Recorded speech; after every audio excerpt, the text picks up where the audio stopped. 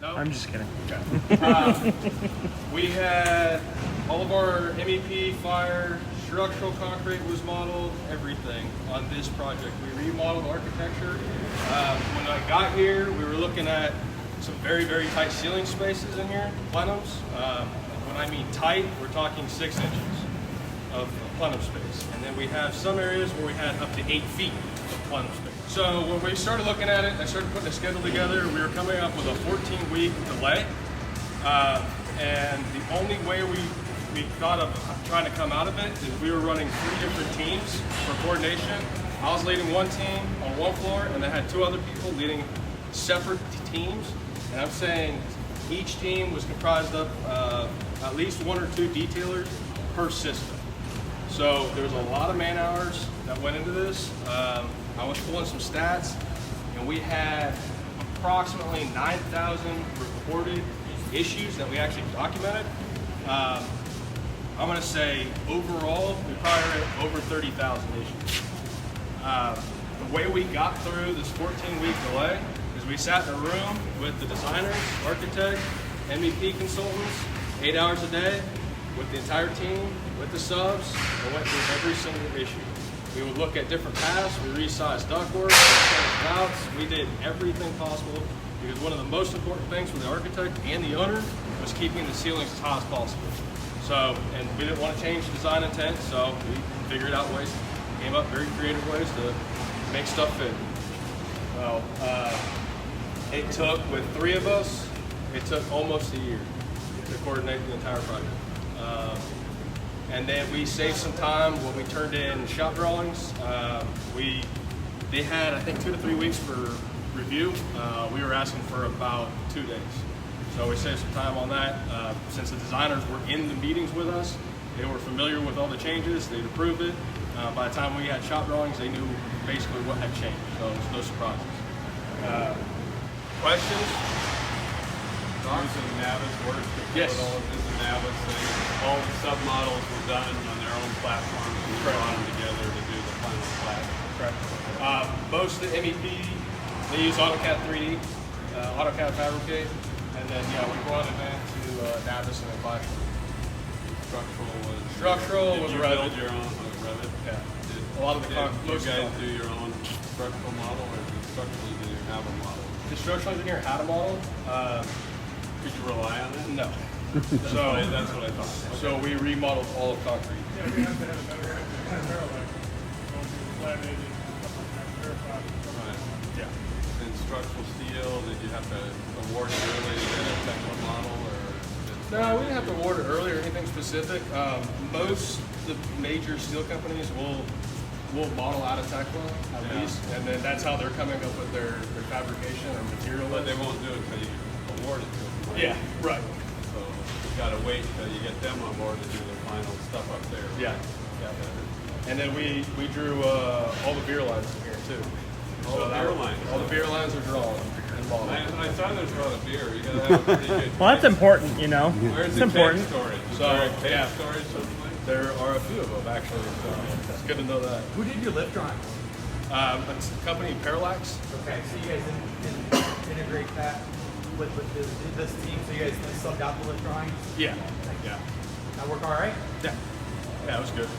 It was going to be way too much for our one That's a team. lot, To, yeah. There was a lot of bores and a lot of changes. And, Did you model a rebar or just I saw it, something? in some conditions. There's a plinth Yeah, I saw with that. a roof, and then some rakers. We did some really heavy rebar modeling, and that was done in house. The guy out of Atlanta. It was good. A lot of good came out of it. I mean, you figure if we're flirting with 30,000 issues, at the low end, you say each issue is $1,000. Right. Yeah, it adds up. I know just superintendents trying to make their lives easier by doing this, so that they at least had a plan and it wasn't coming out here just crazy. So What you're saying is during the design phase, they didn't really do much coordination. In their model, In their model. the plumbing, for example, was flat, so it didn't allow for slope Right. of the storm and the waves. None of that. The depth of the beam, what do they call it? One of the reasons why we modeled the whole building from scratch is we evaluated the model. And granted, they didn't have the requirement to model everything in the Z dimension perfectly because they're giving us PDF drawings. So they could put something in space, and as long as it showed up in plan view right, it didn't have to be. So the depth of the drop beams and the structure, we couldn't rely on that to be reliable in the coordination, because as Cody said, when we got into it, between the ceiling and the structure, there was less room than what came out of the original model. So if we would have just relied on that to do all of our modeling, and then all this material came out to the field and we're putting up duct and pipe, we'd have had major problems. So the new model we created helped us have a more reliable, dependable reflection of what was really out there. A lot of these systems right here above us are serving. So I work for an MEP contractor, and that's kind of the new norm for us anymore. I mean, we know we take the engineer's files, right? Because we can make it up in the money we save and being able to control how we fab. But what I'm seeing is what you guys just described. The new norm is that now the structure is not right. Yeah, you can't just take your shop drawings anymore and go dump it into a model. It may not be accurate. Yeah, May is probably out the window. Yeah, It's not. So the new How'd you norm guys- for us is to model the whole building again and model it correctly, so the structure's the way it really is, the ceilings are the way they really are. Then you can put your MEP systems in there and know that it's going to work. How'd you guys address that as you're proposing on this job? Because to me, I walk into it as a in our world, we don't use key trade partners for people like me yet. We're still primes, right? Yeah. So we know that walking in, the general contractors tell us, this is part of your business, right? Yep.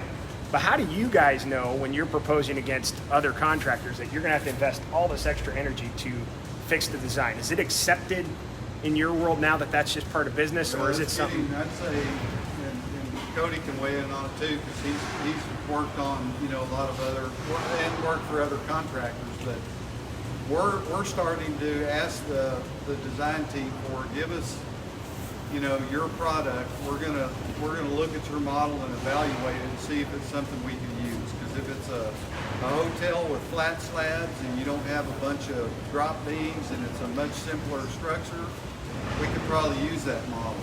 If it's something like this, or maybe I guess American Airlines centers probably having to be modeled from scratch, we have to evaluate it and determine that. But going into the front end of the job with the owner, we're telling them we're probably modeling that old building. Yeah, there's that upfront conversation with the owner of like, this is our process, this is how we do it, and we're not going to change. We've seen so much benefit from doing it this way that we're not doing it another way.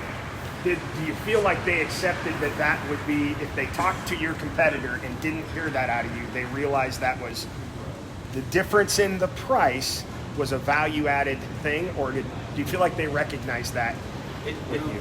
We talked about, like your example of $3 million worth of problems potentially with all these things that got resolved in the computer. If you had half of those, let's say, and it was $1.5 million, the cost for us to do the modeling right from scratch, when you have this conversation with the owner, they start going, oh, I see the value. Potentially, if you use another model and it's wrong and we have all these field problems and rework, I might have a bunch of change orders that could be avoided. So you have to kind of take them down that path of the value isn't in, you're just looking at what you're spending, but what you got to see is what potentially are you saving. And then the other side of that is most of our competitors are doing the same thing. Okay, so it's the normal business. It's That's becoming what the norm now. Down here, it's the norm, and they know it walking in. You know your concrete's not going to be accurate. I mean, they don't have to require for the exact location of the pier cap. They use a very standard, call it 15 different pier cap sizes, but only model one size. So The owner planning on your modeling process and workflows with the schedule process. So you guys got to build the build. got all these items. How do you guys prioritize it and make sure that your efforts here were aligned with the construction and design schedule? You gotta find when it has to be installed and then work basically backwards from there. Did you work with, were schedulers ever in your flash meetings and stuff like that? No, but I work with the scheduler to develop the schedule. Sit there, okay, we have to be done here. How much time is each activity gonna take? And then we started doing this. We came up with a 14-week delay. It's like, how do we take that and now shrink this? Because typically you have a coordination meeting, it's once a week, right? We come together, it's once a week. Okay, what are the big issues? Everybody's there, you talk about them, okay, go back. That we couldn't do that. Did you plan your modeling more around systems or the flow of the project? Flow of the project. Okay. Well, we started in sector 2 and did this clockwise. So we knew we had to start there. The hard thing was figuring out what level to start on. We had underground done, but this event level wasn't until actually last. So main concourse was first. That was the first set overhead. So we had to start there, and of course, it was the hardest. Now that you've got all this stuff modeled, do you have an as-built model and are the facilities management group going to use We that? trained them yesterday on how to navigate around. This is one of the most significant things that we did that could have been a huge problem for this job. I mean, major, couldn't recover. And when we put these 3 teams together and blitzed this thing, because we were behind by 14, 16 weeks, It was 6. that was going to put everything into fabrication 4 months late. The overhead was going to go in 4 months late, and it all just, that was those snowballs I was talking about. So we sat down and said, this has to be recovered. We don't have any choice. Yeah, we spent a lot of time on the schedule. Yeah, we did. Did you use Synchro, or did you take your schedule once you had a model and put it to Synchro and to kind of do the Yeah, coordinating? our scheduler can actually do that. It's kind of So nice. I don't have to visualize do the it. schedule. I mean, for a team, that's powerful to see Yeah. all the trades. We were constantly studying impacts because we had impacts from owner changes, RFIs, field issues, just all those roadblocks I talked about. We put those in the schedule, see what the impact of that was, and then figure out how to recover. So we were constantly doing some kind of recovery deal all the way through the job. How long were you allocated on the job? Year. Oh, full year. What about the scheduler? All the way through. Pre-con, And this was his only job. only job. We did updates every week. Yeah. Every week. I think we ended up with, how many activities in the schedule? 17,000? Line item. Was the electrical, how deep did the electrical guy down to 1-inch conduit? We required them 2-inch or larger, but they actually went to 3/4 in some locations. Yeah, but even in 1 inch, if you've got a rack, you got to schedule that. Yeah. You got to bend that. Yeah. I mean, they're like, you know what? It's easier for us to do it. What we're seeing is the superintendents or the foremen of electrical, they want it. So they don't want to have to go out there and figure it out, and then someone goes, "Hey, I got a duck over right there. You got to." Were you able to combine some of their work in the joint racks and stuff, or did they? Yeah. Did they keep, so Absolutely. you have some multi-trade racks out of your model here. You can share. Absolutely. Because the kitchen over there is 8 feet. It is full of ductwork. So trying to get things across and stack, it was almost, they had to install it in layers.